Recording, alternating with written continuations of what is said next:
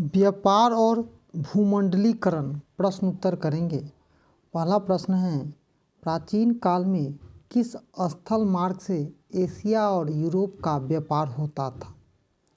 उत्तर लिखेंगे वह रेशम मार्ग था। कौन सा मार्ग था? तो रेशम मार्ग था। ठीक है। दूसरा प्रश्न है, पहला विश्व बाजार के रूप में कौन सा शहर उभर कर सामने आया? तो लिखेंगे अल्गजेस्टिया। अल्गजेस्टिया जो है वह पहला बाजार उभर कर सामने आया था। तीसरा प्रश्न है, आधुनिक युद्ध में अर्थव्यवस्था के क्षेत्र में होने वाली सबसे बड़ी क्रांति कौन थी? तो उसको हम वाणिज्यिक क्रांति के रूप में जानते हैं। किस रूप में जानते हैं? तो वाणिज्यिक क्रांति के रूप में जानते हैं। चौथा प्रश्न है, गिरमिटिया मजदूर बिहार के किस क्षेत्र से भेजे जाते थे? तो वह पूर्वी क्षेत्र से भेजे जाते थे और उन्हें वहाँ पर रखकर क्या किया जाता था? मजदूरी कराया जाता था। पांचवा प्रश्न है, विश्व बाजार का विस्तार आधुनिक काल में किस समय से प्रारंभ हुआ? तो 18वीं शताब्दी से प्रारंभ हुआ।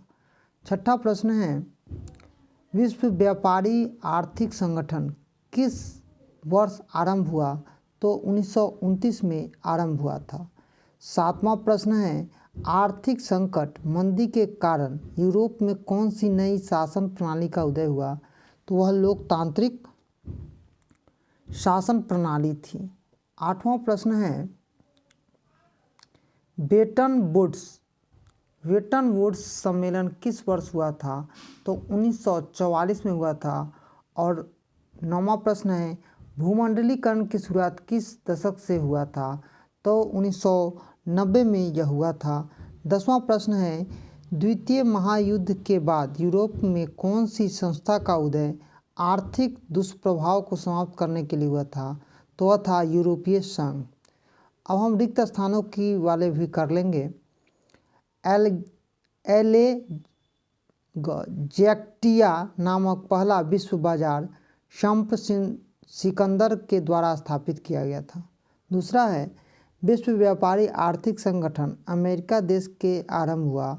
तीसरा है, ब्रेटन वुड्स नामक सम्मेलन के लिए विश्व बैंक और अंतर्राष्ट्रीय मुद्रा कोष की स्थापना हुई। चौथा है, आर्थिक संकट से विश्व स्तर पर बेरोजगारी नामक एक बड़ी सामाजिक समस्या उदित हुई। और पांचवा प्रश्न है, 1990 के बाद भूमंडलीकरण की प्रक्रिया काफ़ी तेज हो गई थी। अब यहाँ पर सही मिलान वाले जो है आप लोग कर लीजिएगा, यहाँ पर दिया हुआ है। तो औद्योगिक क्रांति इंग्लैंड, हिटलर का उदय जर्मनी, विश्व आर्थिक मंदी 1929 और विश्व बैंक की स्थापना 1944, भूमंडलीकरण की शुरुआत 1990 के बाद। और यही सब आपका क्वेश्चन है। अति लघुत्तरीय प्रश्न करेंगे, विश्व बाजार किसे कहते हैं? तो विश्व बाजार वैसे बाजार को कहा जाता है जहां विश्व के सभी वस्तु आम लोगों के खरीदने के लिए उपलब्ध हो। जैसे भारत की आर्थिक राजधानी मुंबई में है।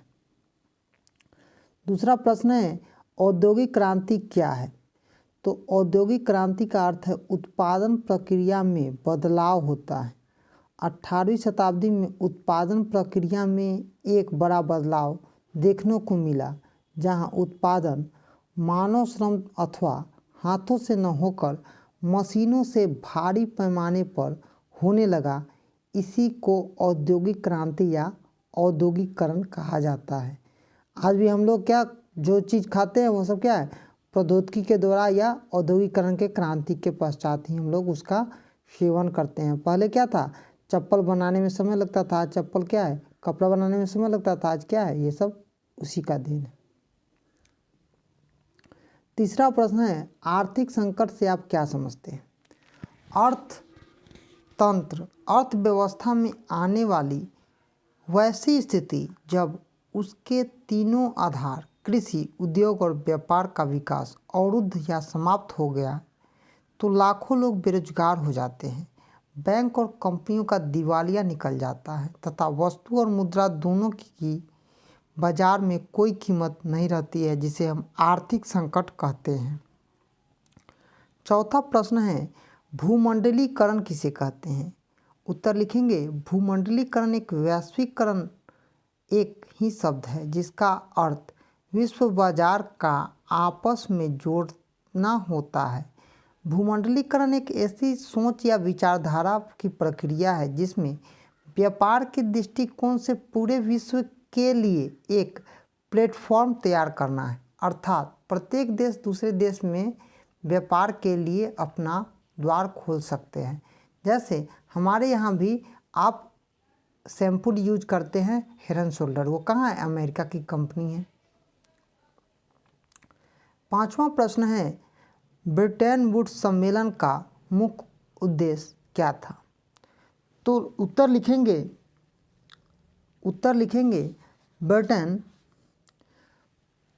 ब्रिटेन वुड्स सम्मेलन अमेरिका के न्यू हैम्पशायर में 1944 ईस्वी में हुआ था, जिसका मुख्य उद्देश्य औद्योगिक विश्व में आर्थिक स्थिरता व पूर्ण रोजगार की स्थिति को बनाए रखना था। अब छठा प्रश्न है, बहुराष्ट्रीय कंपनी क्या है? कई देशों में एक ही स्थान या व्यापार पर करने वाली कंपनियों को बहुराष्ट्रीय कंपनी कहा जाता है।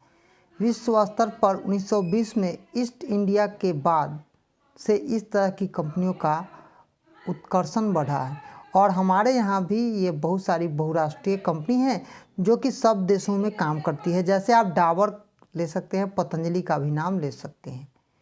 अब हम लोग अति लघुत्तरीय प्रश्न करेंगे। क्या करेंगे? अति लघुत्तरीय प्रश्न करेंगे। तो पहला प्रश्न है, 1929 के आर्थिक संकट के कारणों का संक्षिप्त में स्पष्ट करना है। उत्तर लिखेंगे, 1929 में विश्व व्यापारी आर्थिक मंदी आया था और जिसका प्रभाव 1933 तक रहा। इस आर्थिक मंदी के कई कारण थे। 1929 के आर्थिक मंदी का बुनियादी कारण स्वयं इस अर्थव्यवस्था का स्वरूपों में समाहित था। प्रथम विश्व युद्ध के 4 वर्षों में यूरोप को छोड़कर बाजार आधारित अर्थव्यवस्था का विस्तार होना चला गया, उसके मुनाफे बढ़ते चले गए। दूसरी तरफ अधिकांश लोग गरीबी और अभाव में पिसते रहे। आवश्यकता से अधिक उत्पादन भी आर्थिक मंदी का मुख्य कारण था, क्योंकि बाजार में खरीदार बिल्कुल ही समाप्त हो गए थे। हम दूसरा प्रश्न करेंगे, औद्योगिक क्रांति ने किस प्रकार विश्व बाजार के स्वरूपों को विस्तृत किया?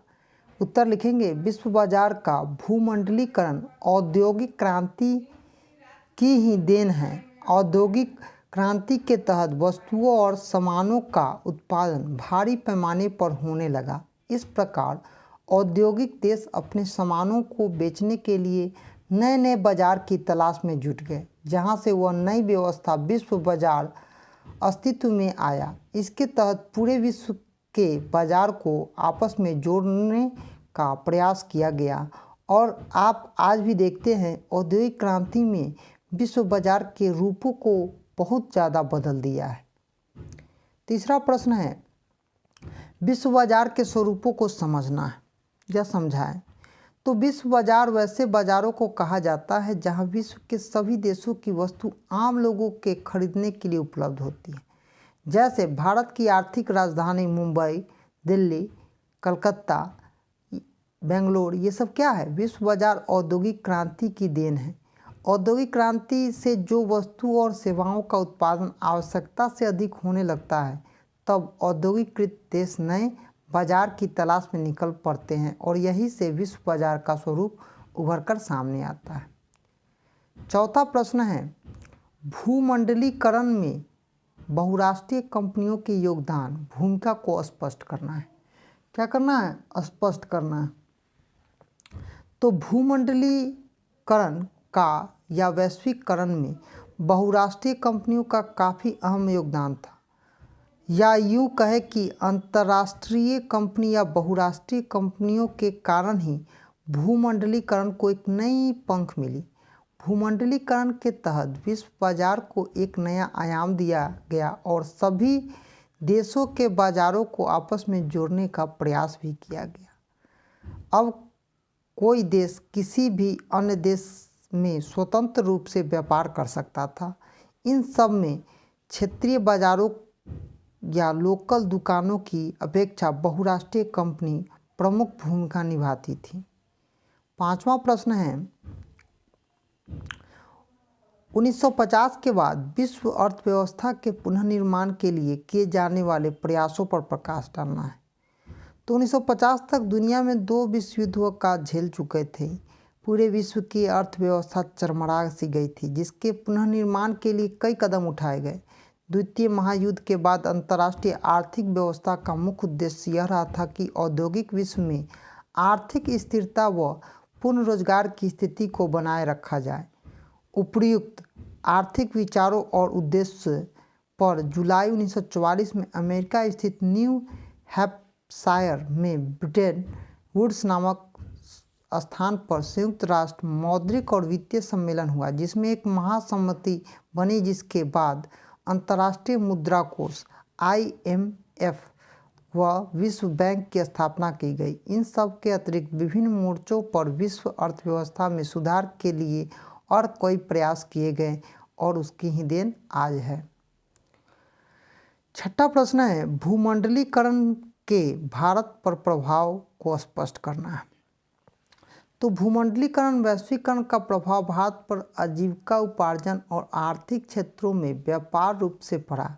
इसका प्रभाव सेवा क्षेत्र, बैंकिंग और बीमा क्षेत्र, पर्याप्त उद्योग, सूचना और संचार के क्षेत्रों में सर्वाधिक पड़ा, जिससे बेरोजगारी के कम किया तथा बेरोजगार के नए अवसर उपलब्ध कराए और रोजगार भी दिया। परिणाम स्वरूप नागरिकों का जीवन स्तर भी बढ़ा है। सातवां प्रश्न है, विश्व बाजार के लाभ हानि का संक्षिप्त टिप्पणी देना है। तो लाभ क्या था? यह सभी वर्गों के हितों की सुरक्षा करता था। इसके व्यापार और उद्योगों को तीव्र गति मिली, बैंकिंग और बीमा व्यवस्था का उदय हुआ और उपनिवेशियों और औद्योगिकरण और आधुनिकीकरण हुआ। जैसे भारत, कृषि क्षेत्र में परिवर्तन आया और शहरीकरण और जनसंख्या में वृद्धि हुई। अब इसकी हानि को हम लोग समझते हैं। तो एशिया और अफ्रीका में उपनिवेशवाद और साम्राज्यवाद का उदय प्रारंभ हुआ। गरीबी, अकाल और भूखमरी बढ़ गई और उग्र राष्ट्रवाद का विकास हुआ। दीर्घोत्तरीय प्रश्न पढ़ेंगे। पहला प्रश्न है, 1929 के आर्थिक संकट के कारण और परिणाम को स्पष्ट करें। उत्तर लिखेंगे। 1929 के आर्थिक संकट के कई कारण थे, जिनके विभिन्न परिणाम भी देखने को मिले। 1929 और 1933 के बीच विश्व अर्थव्यवस्था को भारी महामंदी से गुजरना पड़ा। इसका विश्व अर्थव्यवस्था पर काफ़ी दूरगामी प्रभाव देखने को मिला। 1929 के आर्थिक संकट का सबसे बड़ा कारण कृषि और उद्योग में अति उत्पादन या उत्पादन बढ़ावा गया कि वस्तु और सेवाओं का मूल्य बिल्कुल नीचे चला गया। लोग खरीदारी करने की शक्ति अब छिन गई थी। जिसके पास पैसा था वो बिना जरूरत की भी वस्तुओं का उपयोग करने लगा और धीरे धीरे अर्थव्यवस्था बिगड़ चली थी। 1929 के आर्थिक मंदी का सबसे अधिक प्रभाव अमेरिका पर पड़ा। उसके सैकड़ों उद्योग और बैंक बंद हो गए। लगभग 4000 से अधिक बैंकों का दिवालिया निकल गया और वे सभी बंद हो गए। बैंकों से कर्ज नहीं मिल पाने के कारण उद्योगपतियों को अपना उद्योग बंद करना पड़ा। यह कह सकते हैं कि कृषि क्षेत्र के अधिक उत्पादन, बाजार में उपभोक्ताओं की कमी, अमेरिकी पूंजी के प्रवाह में कमी, ये सभी आर्थिक मंदी के कारण में शामिल थे। हम दूसरा प्रश्न डिस्कस करेंगे। 1945 से 1960 के बीच विश्व स्तर पर विकसित होने वाले आर्थिक संबंधों पर प्रकाश डालना है। तो लिखेंगे उत्तर। 1945 से 1960 के बीच विश्व स्तर पर विकसित होने वाले अंतर्राष्ट्रीय आर्थिक संबंधों को 3 क्षेत्रों में विभाजित करके देखने का प्रयास किया जा रहा है। प्रथम है, 1945 में विश्व में विभिन्न अर्थव्यवस्था का प्रभाव पड़ा और दोनों ने विश्व स्तर पर अपने प्रभाव तथा नीतियों का बढ़ाने का प्रयास किया। संपूर्ण विश्व मुख्यतः 2 गुटों में विभाजित था। एक साम्यवादी अर्थव्यवस्था वाले देश गुट जिसका नेतृत्व सोवियत रूस कर रहा था, जिसकी विशेषता थी कि राज नियंत्रण अर्थव्यवस्था, और दूसरा पूंजीवादी अर्थतंत्र वाले देश का गुट जिसकी विशेषता थी कि बाजार और मुनाफा अधिक आर्थिक व्यवस्था, जिसका नेतृत्व संयुक्त राष्ट्र अमेरिका कर रहा था। दूसरी क्षेत्र पूंजीवाद अर्थव्यवस्था वाले देश के बीच बनने वाले अंतर्राष्ट्रीय आर्थिक संबंधों के विकास के अंतर्गत आता है। यह क्षेत्र पूर्णतः संयुक्त राष्ट्र अमेरिका के द्वारा संचालित हो रहा था। इसका मुख्य उद्देश्य समाजवादी अर्थव्यवस्था के विचारों के बढ़ते प्रभाव को रोकना था। संयुक्त राज्य अमेरिका ने विश्व के 2 क्षेत्रों और दक्षिण अमेरिका के मध्य तथा पश्चिम एशिया के तेल संपदा संपन्न ईरान, इराक, सऊदी अरब, जॉर्डन, यमन, सीरिया, लेबनान में जबरन अपनी नीतियों को थोपने का काम किया। वस्तुतः अमेरिका यह जानता था कि बाजार आधारित अर्थव्यवस्था के आधुनिक रूप की रीढ़ तेल और गैस नामक ऊर्जा स्रोत है, जिसकी कमी उसके सहयोगी अधिकांश पूंजीवादी अर्थव्यवस्था वाले देश में भी थी। एक तीसरा क्षेत्र भी था जहां नवीन आर्थिक संबंध विकसित हुआ। वह क्षेत्र था एशिया अफ्रीका के 9 स्वतंत्र देशों का। इन देशों पर तत्कालीन विश्व के दोनों महत्व आर्थिक शक्ति अमेरिका और सोवियत रूस अपना प्रभाव स्थापित करना चाहते थे।